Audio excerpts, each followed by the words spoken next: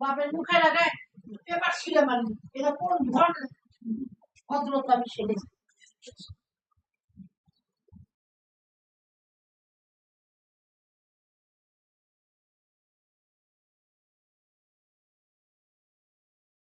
Among terms such as project.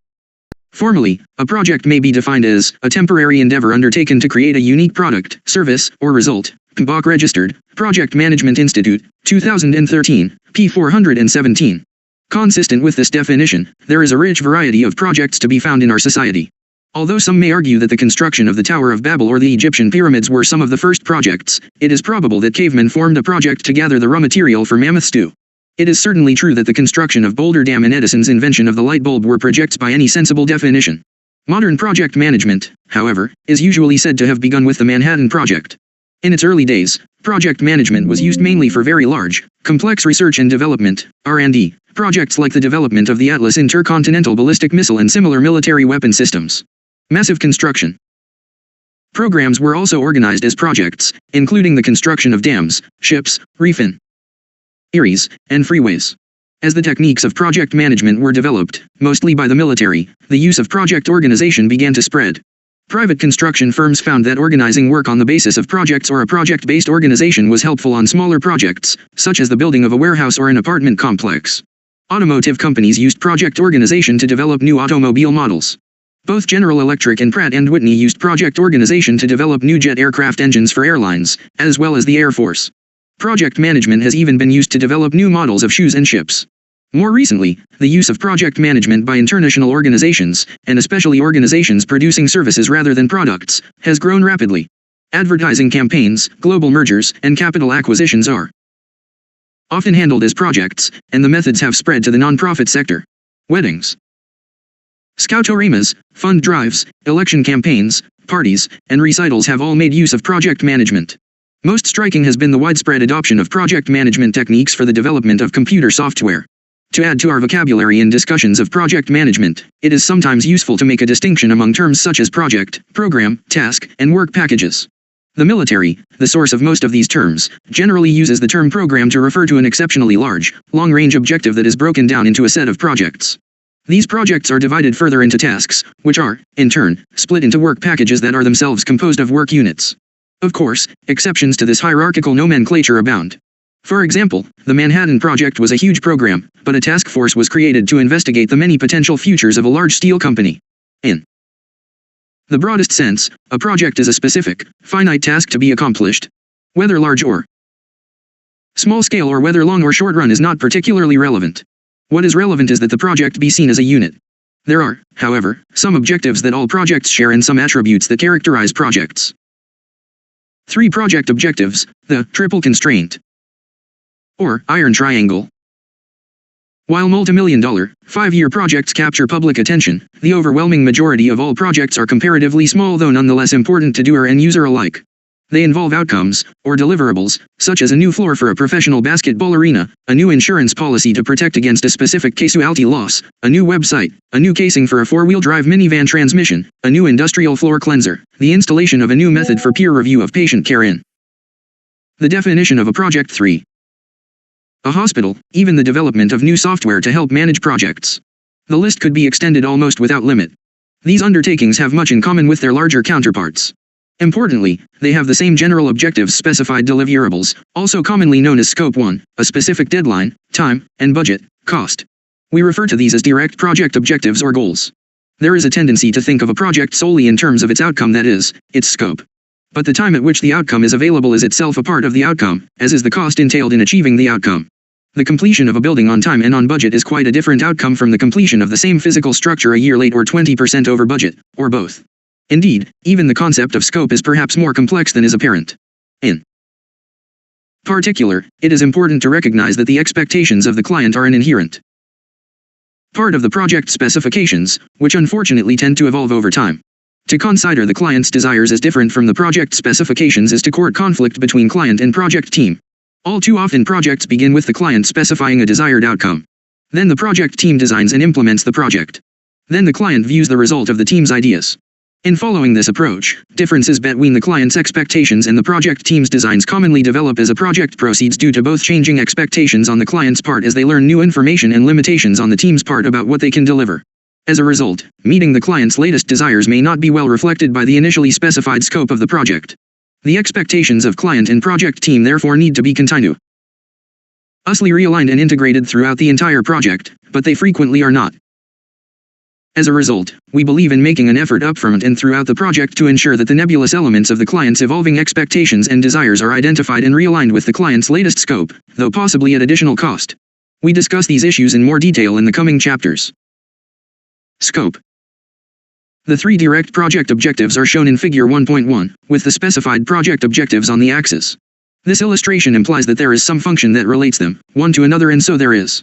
Although the functions vary from project to project, and from time to time for a given project, we will refer to these relationships, or trade-offs, throughout this book. The two primary tasks of the project manager, the PM, are to manage these trade-offs and to anticipate and address risks to the project. In addition to the direct project goals, organizations often have a unique set of ancillary project objectives/goals that are often unarticulated but nevertheless important to the success of the project. Required results. Performance target cost budget limit. Due date ancillary goals include improving the organization's project management competency and methods, developing individuals' managerial experience through project management, gaining a foothold in a new market, and similar goals. In a more basic sense, those with a stake in the project, the PM, project team, senior management, the client, and other project stakeholders, have an interest in making. Time, schedule. Figure 1.1 Direct project goals: scope, cost, and time. 1. The term scope is typically used when differentiating between what is included and what is excluded in something, but in project management the term has come to mean the specified deliverables. The Project Management Institute's Project Management Body of Knowledge, PMBOK registered, defines scope as follows: the sum of the products, services, and results to be provided as a project. We will refer to the PMBOK guide frequently throughout this book and use the icon seen here in the margin to draw the student's attention to this important reference. See the PMI reference in the bibliography section. If particular PMBOK figures, tables, sections, or chapters are relevant to the discussion, we note this under the icon as, for example, Section 3.2. PMBOK. Glossary. For Chapter 1 Projects in Contemporary Organizations. The project a success. Shenhar et al., 1997, have concluded that project success has 4 dimensions: 1. Project efficiency, 2. Impact on the customer, 3. The business impact on the organization, and 4. Opening new opportunities for the future. The first 2 are clearly part of what we have defined as the project's direct objectives, the last 2 are typical of what are frequently unspecified ancillary goals. One other crucial, but unstated, trade-off that a PM must consider is the health of the project team as well as the rest of the organization. The PM cannot burn out the team in an attempt to achieve the direct objectives, nor destroy the organization's functional departments in an attempt to meet the project's goals. Another factor in making project trade-offs is the project's environment, that is, those things or persons outside the project, and often outside the sponsoring organization, that affect the project or are affected by it. Examples of this environment might be environmental groups, trade unions, competitive firms, and the like. We will deal with these issues in more detail in Chapter 12. From the early days of project management, the direct project objectives of time, cost, and scope, as generally agreed to by the client and the organization actually doing the project, have been accepted as the primary determinants of project success or failure. In the past 25 years or so, other direct and ancillary objectives have been suggested. These did not replace the traditional time, cost, and scope, but were added as also relevant. For the most part, however, chapters 1 through 11 will focus mainly on the traditional direct objectives. Characteristics of projects. There are 3 characteristics that all projects share and a number of other characteristics that are common to projects but not universal. We begin our discussion with the 3 universal characteristics and then direct our attention to several of the common characteristics. The first universal characteristic of projects is that every project is unique. Though the desired end results may have been achieved elsewhere, every project has some unique elements. No 2 construction or R&D projects are precisely alike. Though it is clear that construction projects are usually more routine than R&D projects, some degree of customization is a characteristic of projects. In addition to the presence of risk, as noted earlier, this characteristic means that projects, by their nature, cannot be completely reduced to routine. The PM's importance is emphasized because, as a devotee of management by exception, the PM will find there are a great many exceptions to manage by. The definition of a project 5. The second universal characteristic is that a project is a one-time occurrence with a well-defined and specific set of desired end results. We discuss poorly defined, or quasi-dash projects a bit later.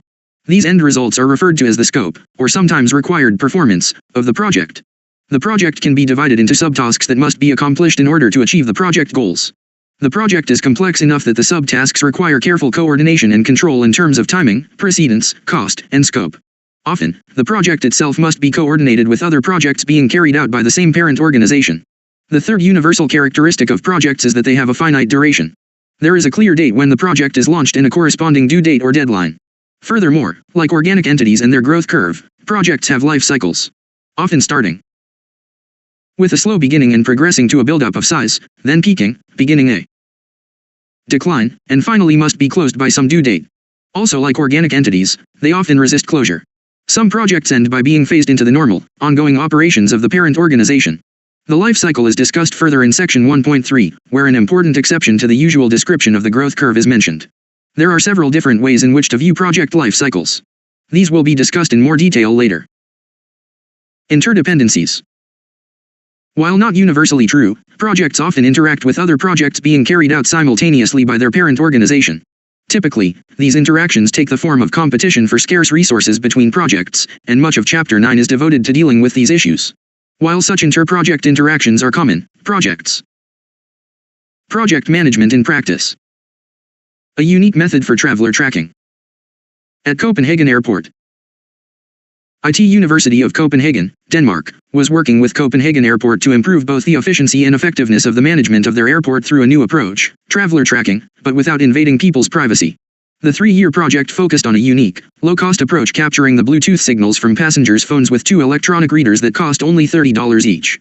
At the time, not everyone had a smartphone that emits signals, of course, but about 7% of the passengers did, enough to provide a random sample for tracking. To ensure travelers' privacy, a crucial stakeholder in this project, they collected only a portion of each signal and deleted the addresses. They also informed the public about the project on the airport's website and on-site as well. To encourage positive traveler response to the project, they provided alerts to passengers willing to synchronize their Bluetooth to receive information regarding when their plane was boarding, and a map to the gate. Knowing when people were entering and leaving security allowed the airport to balance the staff at security so lines didn't build up, thereby shortening the time passengers must wait, while also reducing over- and understaffing of screeners. In addition, the information allows them to post wait times at the check-in gates.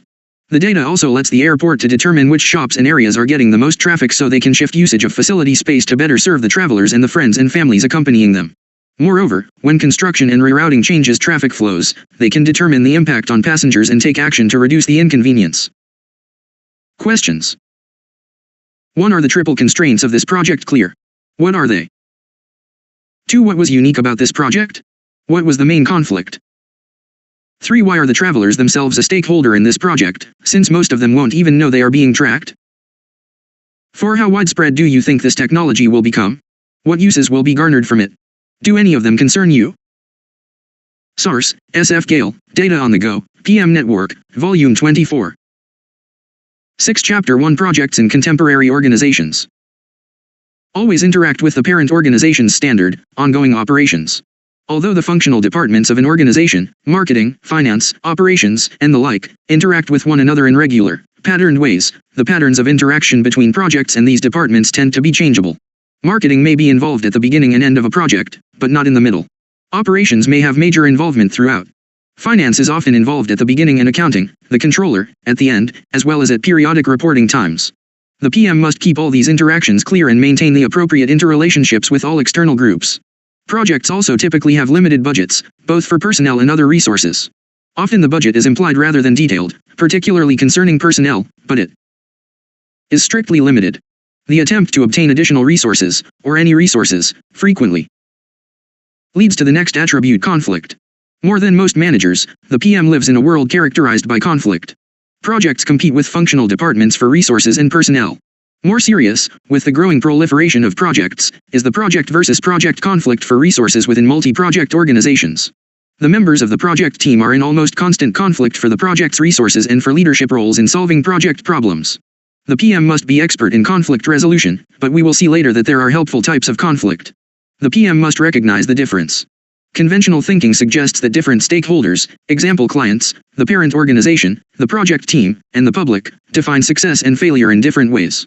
For example, the client wants changes and the parent organization wants profits.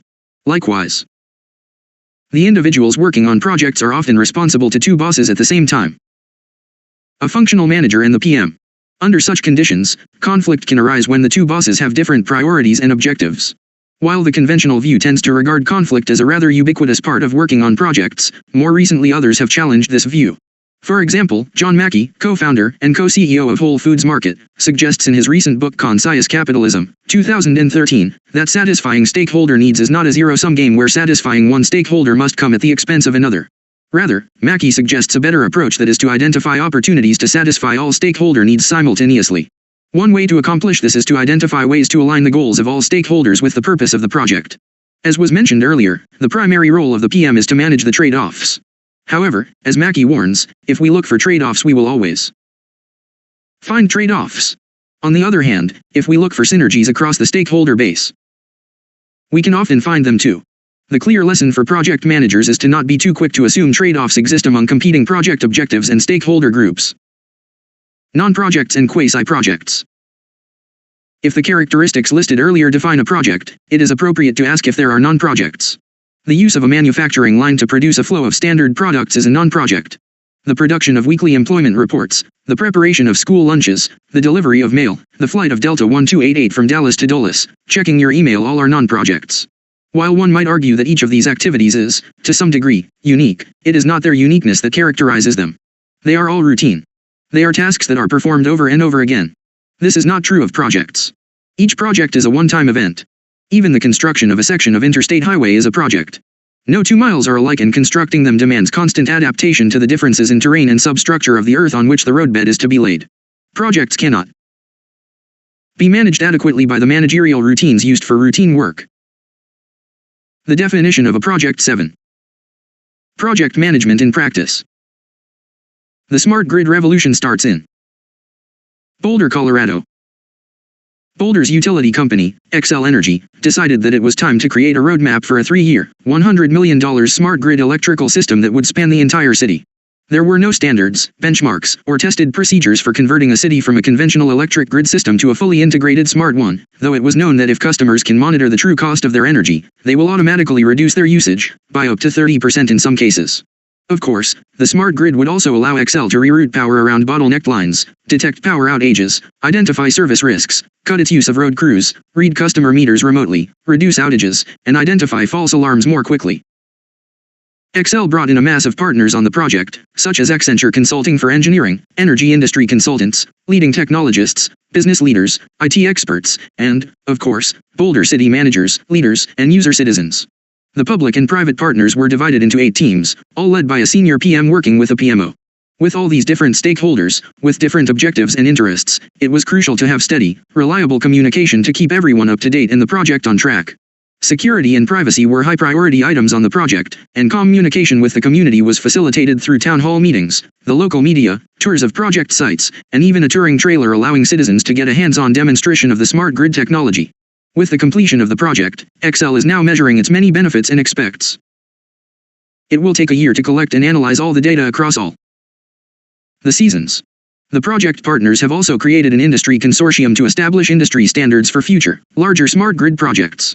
They now see Boulder as a living laboratory from which they can continue to learn and thereby successfully deploy smart grids across the entire country. Questions. 1. Are the triple constraints of this project clear? List each of them. 2. Given the range of benefits listed for the new technology, what interdependencies and conflicts do you expect smart grids will create for utilities? 3. A major portion of this project had to do with carefully managing all the stakeholders. List those mentioned in the article and divide them into the 4 groups mentioned above. Do any stakeholders fall into more than one of the groups? 4. What conflicts do you suspect might have occurred among all the different stakeholders in this project? 5. Why do you think Xcel agreed to invest $100 million in this risky experiment? What might have been their ancillary goals?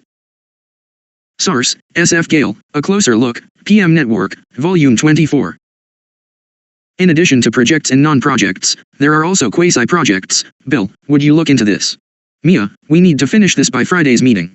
Samir, can you find out about this before we meet with the customer? Most people would consider that they have just been assigned a project, depending on who we and you is supposed to include. Yet there may be no specific task identified, no specific budget given, and no specific deadline defined. Are they still projects, and if so, can project management methods be used to manage them? Certainly. The scope, schedule, and budget have been implied rather than carefully delineated by the words this, meet, and we, meaning you, or you, which. 8. Chapter 1 Projects in Contemporary Organizations may mean a group or team. In such cases, it is best to try to quickly nail down the scope, schedule, and budget as precisely as possible, but without antagonizing the manager who assigned the project. You may need to ask for additional help or other resources if the work is needed soon as it needed soon. How accurate/thorough/detailed does it need to be? And other such questions. One common quasi-project in the information systems area is where the project includes discovery of the scope or requirements of the task itself, and possibly also the budget and deadline. How can you plan a project when you don't know the scope requirements? In this case, the project is, in fact, determining the scope requirements, and possibly the budget and deadline also. If the entire set of work, including the discovery, has been assigned to you as a project, then the best approach is to set this determination as the first milestone in the project, at which point the resources, budget, deadline, capabilities, personnel, and any other matters will be reviewed to determine if they are sufficient to the new project requirements. Alternatively, the customer may be willing to pay for the project on a cost-plus basis, and call a halt to the effort when the benefits no longer justify the cost. Project management in practice. The Olympic Torch Relay Project. Getting the Olympic flame, known as the Olympic Torch Relay, to the Olympic Games is no simple matter. Generally, the torch relay has gotten longer and more complex with every Olympic event. In the 1936 Olympics, the torch left from the original site of the Olympics, the Temple of Hera in Olympia, Greece, and traveled through 7 countries to reach its final destination at the Games in Berlin. For the Beijing 2008 Olympics, the flame traveled 137,000 kilometers, about 85,000 miles. This increasing length and complexity are driven by the realization of host country citizens that it is a rare opportunity to have the Olympic torch pass through your hometown, and the corresponding goal of the Olympic Committee to touch as many lives as possible in a positive way. As an example, the planning for the 1996 Atlanta Olympic Torch Relay, see figure, took 2 years, cost over $20 million, and involved an 84-day, 42-state campaign using 10,000 runners to carry the torch for 15,000 miles. Accompanying the runners was a 40-vehicle caravan carrying SECURITY officers, media personnel, medical personnel, computers, telecommunications gear, clothing, food, and spare lanterns with extra flames in case the original torch went out.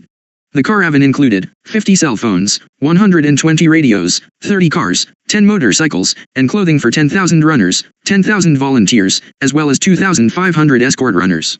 The torch relay is also a major marketing campaign, primarily for the relay's sponsors. Thus, accompanying the Atlanta-bound caravan were trucks hawking Olympic memorabilia, t-shirts, sweatshirts, baseball caps, tickets to the soccer matches, and on and on. In addition to retail commercialism, a number of companies were piggybacking on the Los Angeles, Seattle, Minneapolis, Denver, Chicago, Boston, New York, Dallas, Atlanta, New Orleans, Miami.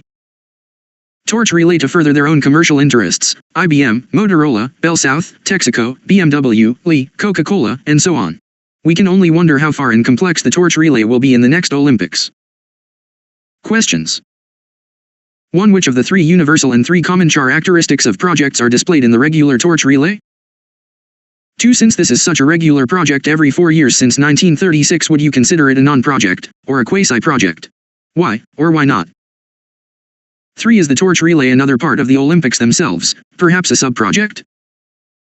Sources: G. Ruffinack, Getting the Olympic Flame to Atlanta Won't Be a Simple Cross-Country Run, The Wall Street Journal, 1996, http://olympics.india-server.com/torch-relay.html, www.bladesplace.id.eu/olympic-games-candidates.html. Why project management? Why project management? 9.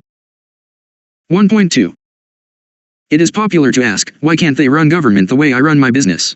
In the case of project management, however, business and other organizations learn from government, not the other way around. A lion's share of the credit for the development of the techniques and practices of project management belongs to the military, which faced a series of major tasks that simply were not achievable by traditional organizations operating in traditional ways. NASA's Apollo space program and, more recently, Boston's Big Dig Tunnel and Freeways project and the development of Boeing's 787 Dreamliner are a few of the many instances of the application of these specially developed management approaches to extraordinarily complex projects. Following such examples, non-military government SEC tours, private industry, public service agencies, and volunteer organizations have all used project management to increase their effectiveness.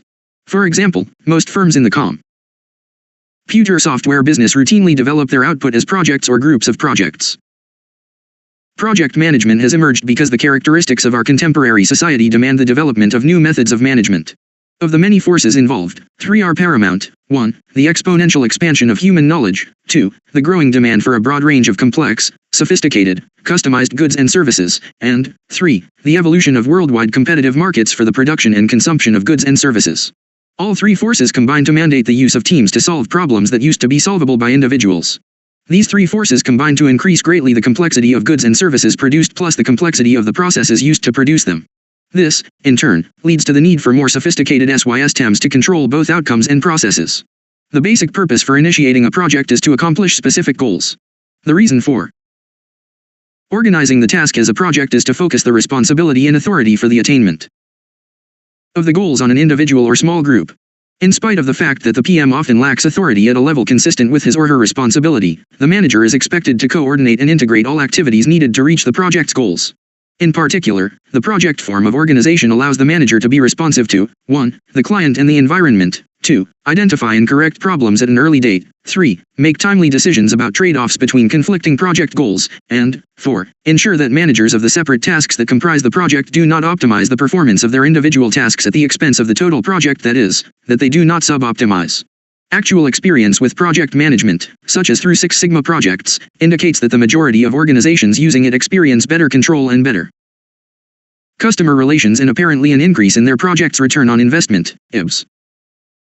And Kwok 1997. A significant proportion of users also report shorter development times, lower costs, higher quality and reliability, and higher profit margins. Other reported advantages include a sharper orientation toward results, better interdepartmental coordination, and higher worker morale.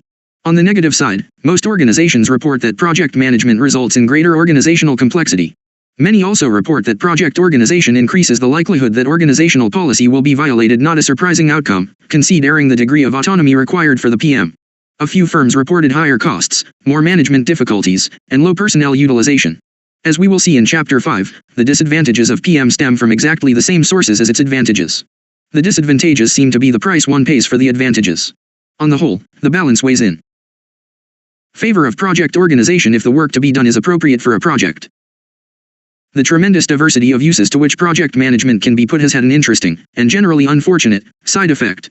While we assert that all projects are to some extent unique, there is an almost universal tendency for those working on some 10 Chapter 1 projects in contemporary organizations. Specific types of projects to argue, software, or construction, or R&D, or marketing, or machine maintenance, or projects are different and you can't expect us to schedule, or budget, or organize, or manage, or, in the same way that other kinds of projects do. Disagreement with such pleas for special treatment is central to the philosophy of this book. The fundamental similarities between the processes involved in managing all sorts of projects, be they long or short, product or service-oriented, parts of all-encompassing programs or standalone, are far more pervasive than are their differences. There are also real limitations on project management. For example, the mere creation of a project may be an admission that the parent organization and its managers cannot accomplish the desired outcomes through the functional organization. Further, conflict seems to be a necessary side effect. As we noted, the PM often lacks the authority of position that is consistent with the assigned level of responsibility. Therefore, the PM must depend on the goodwill of managers in the parent organization for some of the necessary resources. Of course, if the goodwill is not forthcoming, the PM may ask senior officials in the parent organization for their assistance. But to use such power often reflects poorly on the skills of the PM, and while it may get cooperation in the instance at hand, it may backfire in the long run. We return to the subject of the advantages, disadvantages, and limitations of the project form of organization later. For the moment, it is sufficient to point out that project management is difficult even when everything goes well. When things go badly, PMs have been known to turn gray overnight and take to hard drink. The trouble is that project organization is the only feasible way to accomplish certain goals. It is literally not possible to design and build a major weapon system, for example, in a timely and economically acceptable manner, except by project organization. The stronger the emphasis on achievement of results in an organization, the more likely it will be to adopt some form of project management.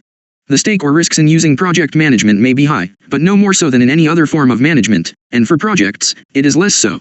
Tough as it may be, it is all we have and it works. All in all, the life of a PM is exciting, rewarding, at times frustrating, and tends to be at the center of things in most organizations. Project management is now being recognized as a career path in a growing number of firms, particularly those conducting projects with lives extending more than a year or two. In such organizations, PMS may have to function for several years, and it is important to provide promotion potential for them. It is also common for large firms to put their more promising young managers through a tour of duty, during which they manage one or more projects, or parts of projects. This serves as a good test of the aspiring manager's ability to coordinate and manage complex tasks, and to achieve results in a politically challenging environment where negotiation skills are required. Forces fostering project management. First, the expansion of knowledge allows an increasing number of academic disciplines to be used in solving problems associated with the development, production, and distribution of goods and services. Second, satisfying the continuing demand for more complex and customized products and services depends on our ability to make product design an integrated and inherent part of our production and distribution systems. Third, worldwide markets force us to include cultural and environmental differences in our managerial decisions about what, where, when, and how to produce and distribute output. The requisite knowledge does not reside in any one individual, no matter how well educated or knowledgeable. Thus, under these conditions, teams are used for making decisions and taking action. This calls for a high level of coordination and cooperation between groups of people not particularly used to such interactions.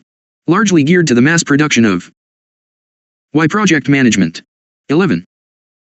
Simpler goods. Traditional organizational structures and management systems are simply not adequate to the task, unlike project management. The organizational response to the forces noted above cannot take the form of an instantaneous transformation from the old to the new. To be successful, the transition must be systematic, but it tends to be slow and tortuous for most enterprises. Accomplishing organizational change is a natural application of project management, and many firms have set up projects to implement their goals for strategic and tactical change. Another important societal force is the intense competition among institutions, both profit and not-for-profit, fostered by our economic system, resulting in organizational crusades such as total quality management, Six Sigma, and particularly prominent these days, supply chain management. The competition that these crusades engenders puts extreme pressure on organizations to make their complex, customized outputs available as quickly as possible. Time to market is critical. Responses must come faster, decisions must be made sooner, and results must occur more quickly. Imagine the communications problems alone. Information and knowledge are growing explosively, but the time permissible to locate and use the appropriate knowledge is decreasing. In addition, these forces operate in a society that assumes that technology can do anything. The fact is, this assumption is reasonably true, within the bounds of nature's fundamental laws.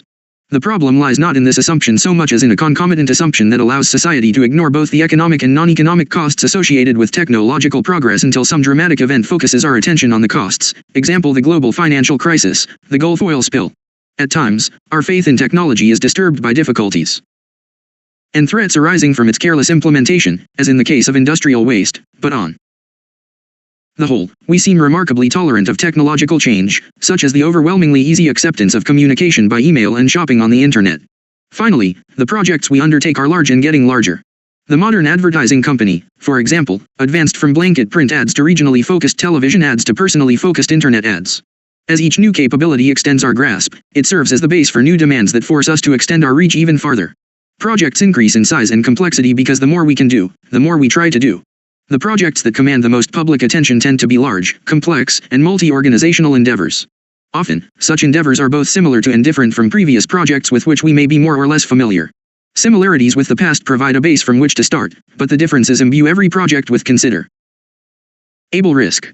The complexities and multi-organizational aspects of projects require that many parts be put together so that the project's objectives, deliverables, time, or schedule, and cost are met and desired benefits achieved. In his fascinating book, Rescuing Prometheus, Hughes, 1998, technology historian Thomas Hughes examines 4 large-scale projects that required the use of a non-traditional management style, a non-traditional organizational design, and a non-traditional approach to problem-solving in order to achieve their objectives. These huge projects: the Semi-Automatic Ground Environment, SAGE, Air Defense System, the Atlas Intercontinental Ballistic Missile, the Boston Central Artery/Tunnel, better known as the Big Dig, and the Department of Defense Advanced Research Projects Agency's Internet, ARPANET, are all characterized by extraordinarily diverse knowledge and information input requirements. Point 3. The size and technological complexity of these projects required input from a large number of autonomous organizations, governmental, industrial, and academic, that usually did 2 Six Sigma, C. Pistic and Keller, 2009, itself involves projects, usually of a process improvement type that involves the use of many project management tools. Chapter 8, Teamwork, Chapters 5 and 12, Quality tools such as benchmarking, Chapter 11, and even audits, Chapter 12. 3 Hughes' term for this is transdisciplinary, across disciplines, which is rather more accurate than the usual interdisciplinary, between disciplines. 12 Chapter 1 Projects in Contemporary Organizations. Not work cooperatively with other organizations, were sometimes competitors, and could be philosophical and/or political opponents. Further, any actions taken to deal with parts of the total project often had disturbing impacts on many other parts of the system. Obviously, these projects were not the first complex, large-scale projects carried out in this country or elsewhere. For example, the Manhattan Project devoted to the development of the atomic bomb was such a project. The Manhattan Project, however, was the sole and full-time work for a large majority of the individuals and organizations working on it. The organizations contributing to the projects Hughes describes were, for the most part, working on many other tasks. For example, Massachusetts Institute of Technology, MIT, the Pentagon, IBM, Bell Labs, now Lucent Technologies, Rand Corporation, the Massachusetts Department of Highways, and a great many other organizations. Were all highly involved in one or more of these projects while still carrying on their usual work. The use of multiple organizations, both within and outside of the sponsoring firm, as contributors to a project is no longer remarkable. Transdisciplinary projects are more the rule than the exception. These revolutions and modifications in the style of management and organization of projects will be reflected throughout this book. We will identify the specific tasks facing top management, project executives, and PMS. We investigate the nature of the projects for which the PM is responsible, the trade-off, risk analysis, and other skills that must be used to manage projects, and the means by which the manager can bring the project to a successful conclusion. The project manager and project management. Organizations. While managing the trade-offs, the PM is expected to integrate all aspects of the project, ensure that the proper knowledge and resources are available when and where needed, and above all, ensure that the expected results are produced in a timely, cost-effective manner. The complexity of the problems faced by the PM, taken together with the rapid growth in the number of project-oriented organizations, has contributed to the professionalization of project management. In the early days of projects, being a PM was known as the accidental profession. There was no training or career path in project management, you just became one by accident. That has now all changed and the role has become professionalized. One of the major international organizations dedicated to this professionalization is the Project Management Institute, PMI registered, www.pmi.org, established in the United States of America in 1969. By 1990, the PMI had 7,500 members, and by 2017, it had exploded to 450,000 members in more than 190 countries, see Figure 1.2. This exponential growth is indicative of the rapid growth in the use of projects, but also reflects the importance of the PMI as a force in the development of project management as a profession. Its mission is to foster the growth of project management as well as building professionalism in the field through its many worldwide chapters, its meetings and seminars around the globe, and its journals, books, and other publications. However, there are many other project management organizations as well, such as the Association for Project Management, APM, www.apm.org.uk, headquartered in the United Kingdom, which started in the early 1970s and serves all of Europe. As well, there is the International Project Management Association, IPMA, www.ipma.ch, headquartered in Switzerland, which began in 1965 and serves a global constituency. Another major objective of these organizations is to codify the areas of knowledge required for competent project management. As a result, the APM has its APM body. Why project management? 13. 450. 400. 350 PMI membership, 1,000, 300. 250. 200. 150. 100. 50. 1970 1980 1990 2000 year 2010. Figure 1.2 Project Management Institute Growth History 2020. Of Knowledge, PMI has its Project Management Body of Knowledge, PMBOK registered, Project Management Institute, 5th edition, 2013, as well as a new 3rd edition of Standard for Program Management and a new 3rd edition of Standard for Portfolio Management. Other groups have similar project management bodies of knowledge, as well as credentials. See the following text, such as Prince 2, Projects in Controlled Environments, used primarily in the information systems industry and employed extensively by the UK government. Table 1.1 illustrates the difference between the APM BOK and PMBOK registered. All these compilations of knowledge are meant to serve as the fundamental basis for education for PM. To certify that active PM understand and can competently apply these bodies of knowledge, various associations offer credentials certifying to this proficiency. For example, PMI offers a certificate called the Project Management Professional, PMP registered. That includes a group of education, experience, and testing requirements to obtain. More. Recently, PMI has added 7 more certificates, including one for advanced program managers, called the Program Management Professional, PGMP registered, another for developing PMS, the Certified Associate in Project Management, CAPM registered, which has less educational and experience requirements, and 5 more specialized certificates, including one in Agile Project Management. More information on these certificates is contained in the appendix to this chapter. As a result of all this activity, the profession has flourished, with the result that many colleges and universities offer education and training in project management, and some offer specialized degree programs in the area. Although obtaining more education in the field is always desirable, and being certified or credentialed verifies that knowledge to a potential employer, the recipient of such proof must avoid preaching the body of knowledge Bible excessively lest they find themselves again seeking employment. As one employer stated, Starkweather and Stevens, 2011. P37, it is useful background info, but fresh PMPs registered want to ram that knowledge down clients' throats and clients are not willing to pay for it. It turns out that although recruiters like to see certification on a resume, executives are much less interested in it and wish to see performance instead. Pages 36, 38, 39, there is no correlation between a good PM and certification based on my 15 years of experience, and would like the PMP registered program to. PMBOK. 14 Chapter 1 Projects in Contemporary Organizations. Table 1.1 Comparison of APM's BOK, 5th ed., copyright 2006, and PMI's PMBOK registered, 5th ed., copyright 2013. APM's BOK. This 179-page book consists of 1/2-page introductions, definitions, and references for 52 major project management areas of knowledge divided among 7 sections. PMI's PMBOK registered. This 589-page book tries to capture the basic knowledge of project management, consisting of 10 knowledge areas, chapters 4 to 13, and 5 process groups: initiating, planning, executing, monitoring/controlling, and closing. It aims to describe the norms, methods, processes, and practices of PM. There are now over 4 million copies of PMBOK in circulation.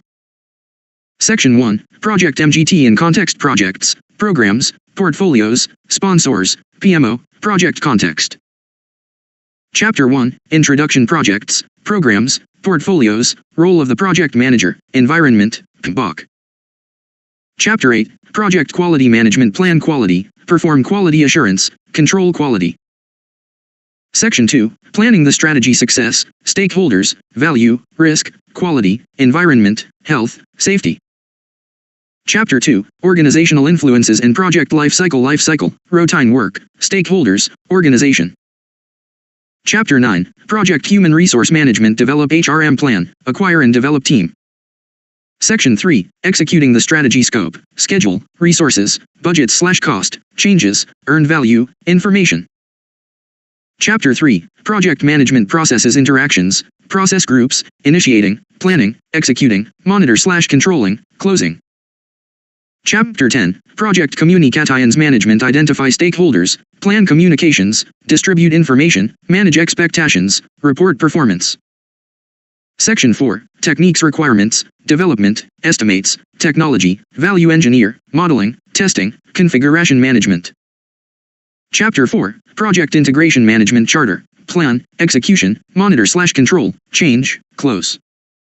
Chapter 11, Project Risk Management Identify, Qualitative Risk Analysis, RA, Quantitative RA, Plan Response, Monitor/Control Risks. Section 5, Business and Commercial Business Case, Marketing, Sales, Financing, Procurement, Legal. Chapter 5, Project Scope Management Collect Requirements, Define Scope, Create Work Breakdown Structure, Verify Scope, Control Scope. Chapter 12, Project Procurement Management Plan, Conduct, Administer, Close Procurements. Section 6, Organization and Governance Life Cycles, Implementation, Handover, Closeout, Reviews, Org. Structure, Org. Roles, Methods, Procedures, Governance. Chapter 6, Project Time Management Define Activities, Sequence, Resources, Durations, Schedule, Control Schedule. Chapter 13, Plan Stakeholder Management Identify Stakeholders, Analyze Stakeholder Expectations, Develop Strategies to Engage Stakeholders.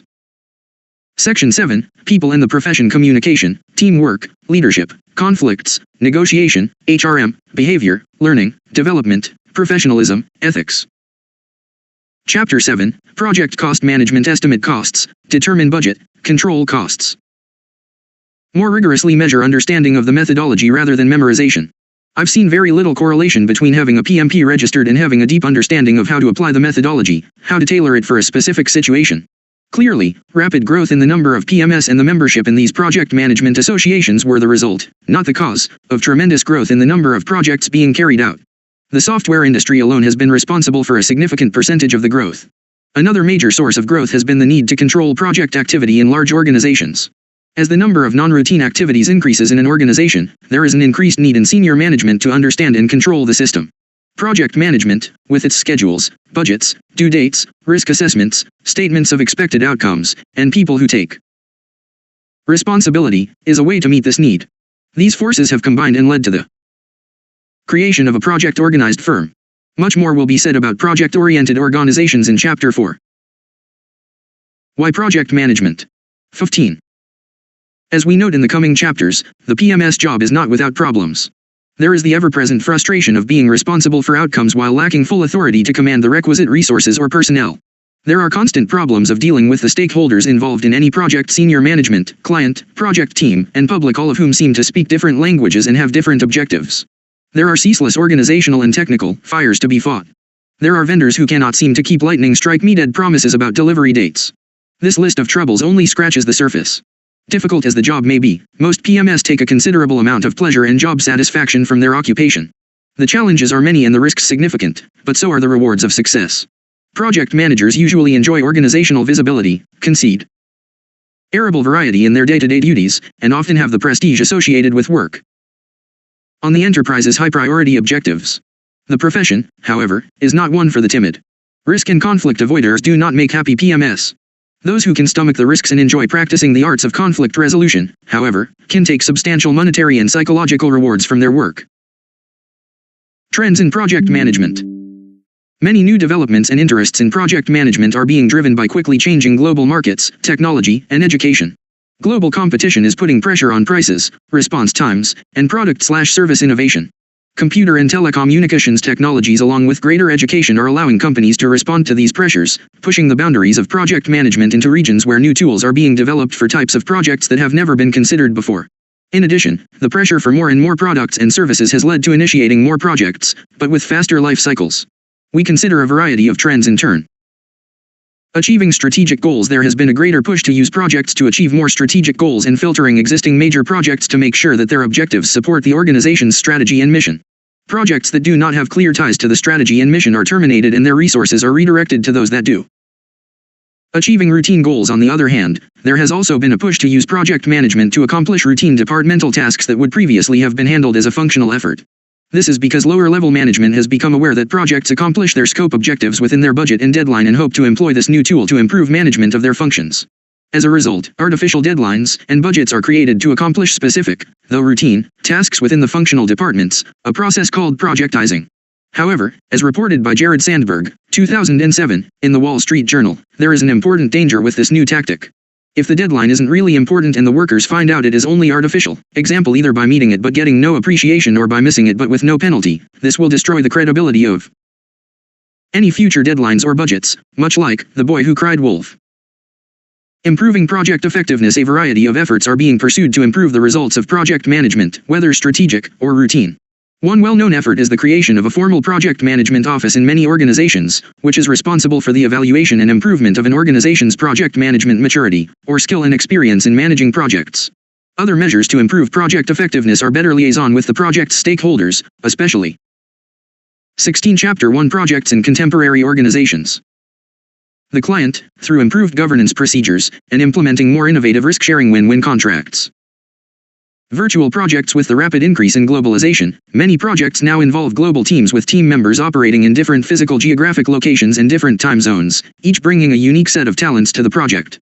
These are known as virtual projects because the team members may never physically meet before the team is disbanded and another team reconstituted. Advanced telecommunications and computer technologies allow such virtual projects to be created, conduct their work, and complete their project successfully.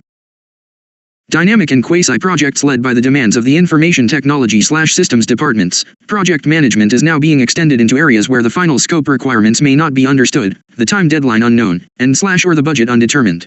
When any one or all of the three primary project objectives are ill-defined, we call this a quasi-project. Such projects are extremely difficult to manage and are often initiated by setting an artificial due date and budget, and then completed by descoping the required deliverables as the project progresses, to meet those limits.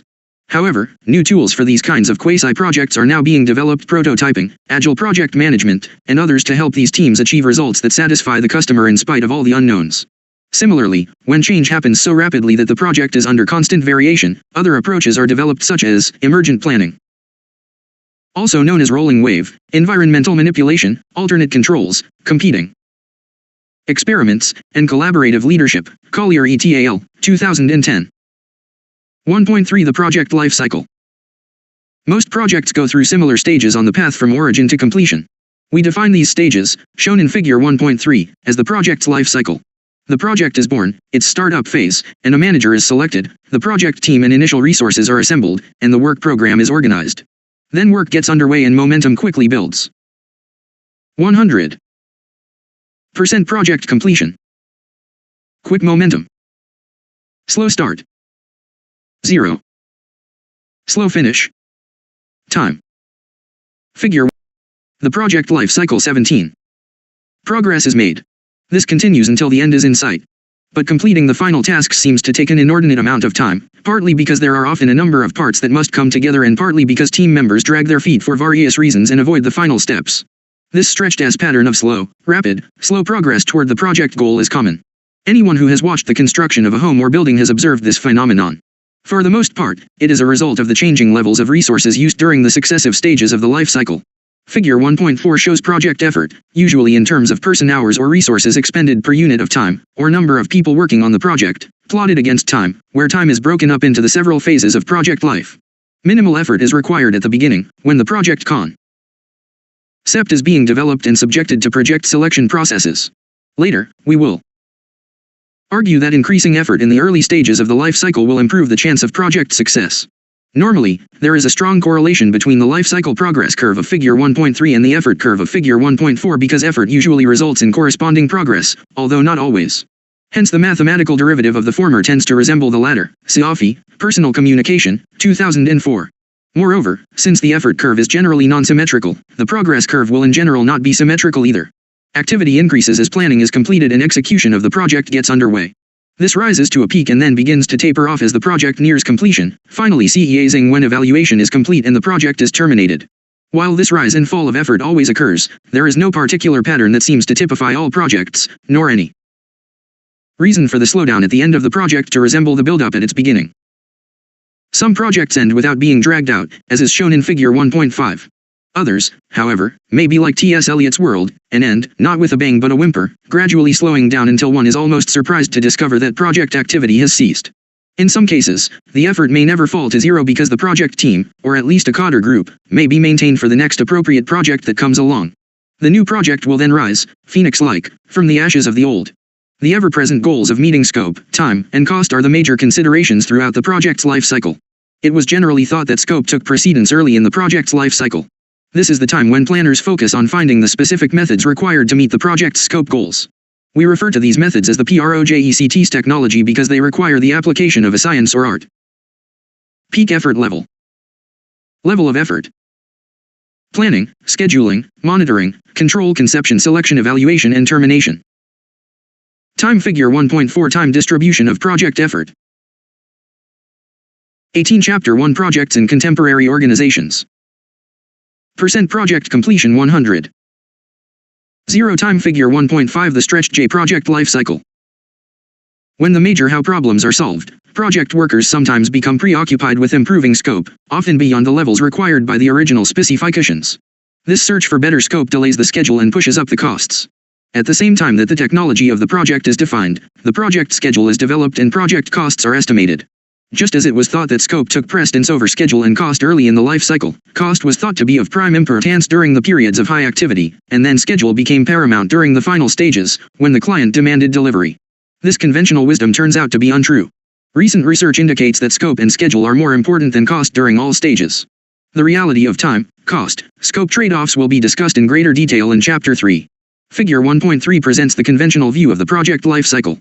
There are, however, many projects that have a life cycle quite different from the S-shaped curve shown in Figure 1.3, conventional wisdom to the contrary.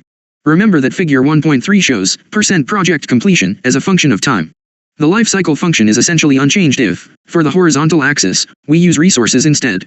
In effect, the life cycle shows what an economist might call return on input, that is, the amount of project completion resulting from inputs of time or resources. While the S-shaped return curve reflects reality on many projects, it is seriously misleading for others.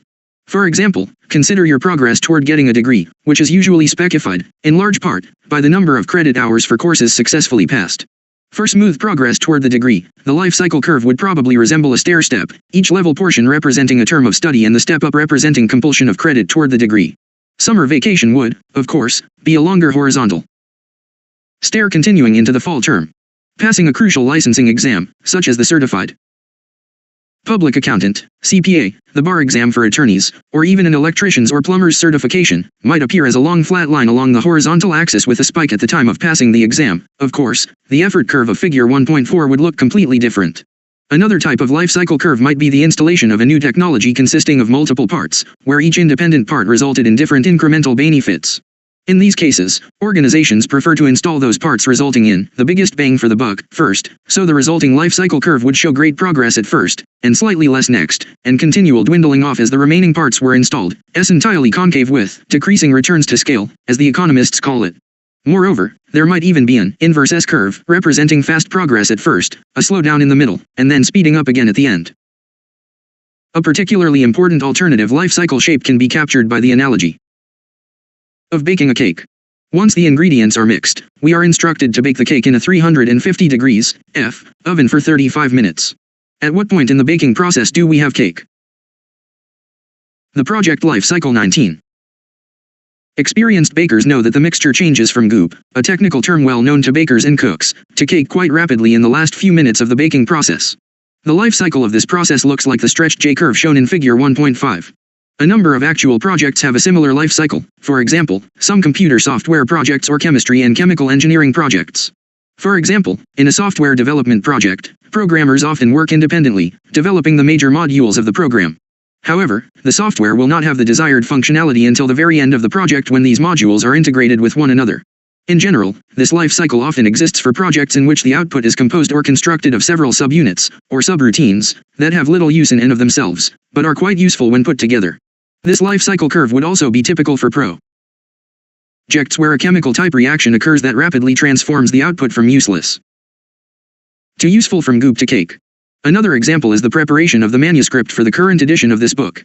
A great deal of information must be collected, a great deal of rewriting must be done, and new materials gathered, but there is no visible result until everything is assembled. Figure 1.3 shows that, as the project nears completion, continued inputs of time or resources result in successively smaller increments of completion diminishing marginal returns. Figure 1.5 shows the opposite. As these projects near completion, additional inputs result in successively larger increments of progress increasing marginal returns, obviously. Project management in practice. Turning London's waste dump into the 2012 Olympics Stadium. Back in 2006, the 2012 Olympic Delivery Authority, ODA, chose a river-surrounded, 1 square mile East London disposal site loaded with discarded appliances, tons of waste, shanties, and soil polluted with petrol, oil, lead, tar, and arsenic as the site for their 2012 Olympic Stadium to seat 80,000 visitors. To meet a mid-2011 completion due date, the ODA project manager Ian Crockford quickly assembled a project team of over 1,000, including governmental employees and other stakeholders, such as the London Development Agency as landowner, politicians, utility firms, community councils, miscellaneous local governmental groups, and, of course, the athletes, all of whom wanted a voice in the site design. To clean up the site, the team created a soil hospital on site with 60 scientists and technicians who processed and cleaned 800,000 tons of soil.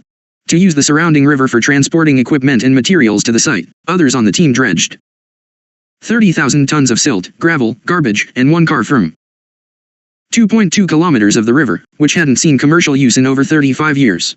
When they were ready to design the stadium, they referred to plans and schedules for London's 90,000-seat Wembley Stadium, but that took 10 years to build, and Sydney's 2000 Olympics 80,000-seat stadium, but that would have stretched halfway across the surrounding rivers on the London site.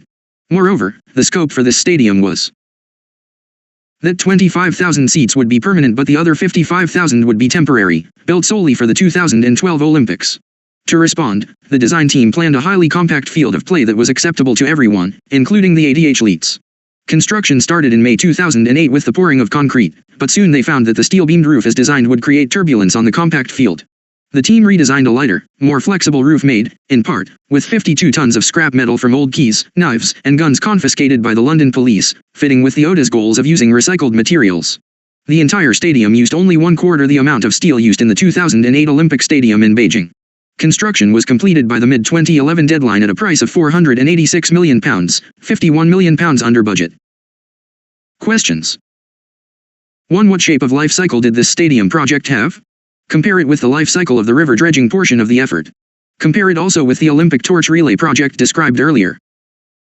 2. Which of the triple constraints seems to be uppermost here? Which constraints was Crockford trading between? 3. Were there any ancillary goals for this project? What might they have been? Source: J. Danko, Serious Conditioning, PM Network, Volume 24. 20. Chapter 1 Projects in Contemporary Organizations. Bounded at 100% completion. In Chapter 7, we will see that the distinction between these types of life cycles plays a critical role in developing budgets and schedules for projects. It is not necessary for the PM to estimate the precise shape of the life cycle curve, but the PM must know which type of project life cycle applies to the project at hand. It is also important to point out that other life cycle patterns such as a linear life cycle are possible. There is another comparison between the two types of project life cycles that is instructive. For the stretched S life cycle in Figure 1.3, percentage of project completion is closely correlated with cost, or the use of resources. In fact, this is the basis for the use of earned value, a technique for monitoring project progress that we will describe in more detail in Chapter 10. However, for the stretched J progress curve in Figure 1.5, the expenditure of resources has little correlation with progress, at least in terms of final benefit. Risk during the life cycle. It would be a great source of comfort if one could predict with certainty, at the start of a project, how the scope, time, and cost goals would be met. In a few cases, routine construction projects, for instance, we can generate reasonably accurate predictions, but often we cannot. There may be considerable uncertainty about our ability to meet project goals due to various risks to the project during its life cycle. The shaded portion of Figure 1.6 illustrates that uncertainty. Figure 1.6 shows the uncertainty as seen at the beginning of the project. Figure 1.7 shows how the uncertainty decreases as the project moves toward completion. From project start time, T0, the band of uncertainty grows until it is quite wide by the estimated end of the project. As the project actually develops, the degree of uncertainty about the final outcome is reduced. Example: see the estimate made at T1. A later forecast, made at T2, reduces the uncertainty further. It is common to make new forecasts about project scope, time, and cost, either at fixed intervals in the life of the project or when specific technological milestones are reached. In any event, the more progress made on the project, the less uncertainty there is about achieving the final goal. Note that the focus in Figures 1.6 and 1.7 is on the uncertainty associated with project cost precisely, the uncertainty of project cost at specific points in time. However, the same applies to the scope and schedule also, with the result that there is uncertainty in all three of these direct objectives due to risks to each of them during the project. As a result, the uncertainty over time if plotted in three-dimensional space is more of an ellipsoid. Project cost. Time. Figure 1.6 Estimate of project cost, estimate made at project start. The structure of this text 21. Project cost. T0 T1 T2 time. Figure 1.7 Estimates of project cost, estimates made at time T0, T1, and T2. Or partially flattened football, with differing uncertainties in each of scope, cost, and schedule. Dealing with the risk that brings this uncertainty is a major responsibility of the PM. Bach Registered devotes an entire chapter to the subject of risk management. 1.4 The structure of this text. This book, a project in itself, has been organized to follow the life cycle of all projects. It begins with the creative idea that launches most projects and ends with closing out the project. This approach is consistent with our belief that it is helpful to understand the entire process of project management in order to understand and manage its parts. Another characteristic of the book also relates to the process of project management. Some topics, such as procurement, can largely be treated as standalone issues, discuss it in a single appropriate place in the book, and then dispensed with. Other topics, however, such as risk or planning, arise throughout the book and are treated wherever they are relevant, which may be quite often. To attempt to treat them in a single section, or chapter, it would be misleading. In addition, although this book is intended primarily for the student who wants to study project management, we feel it can also be of value to the prospective or acting PM and to senior managers who initiate projects and select, work with, or manage PMS. Therefore, our interests often go beyond the issues of primary concern to beginning students. Most actual projects will not be of the size and complexity addressed in many of our discussions. Though our intent was not to confine our remarks only to large engineering-oriented projects, these are typically the most complex and place the greatest demands on project management.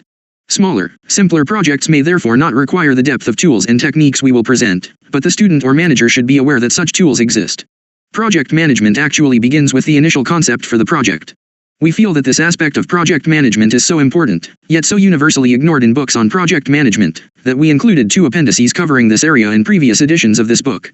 In one paper, we discussed creativity and idea generation. In another, we described some of the techniques of technological forecasting. While our notion about the importance of these subjects is unchanged, the location of the 2 appendices has been moved from the end of this work to the internet. The complete text of both appendices now appears in www.wiley.com/college/Meredith, along with other items noted in the preface to this edition. One of the major factors making for successful projects is having a clear set. Bach. Chapter 11. 22.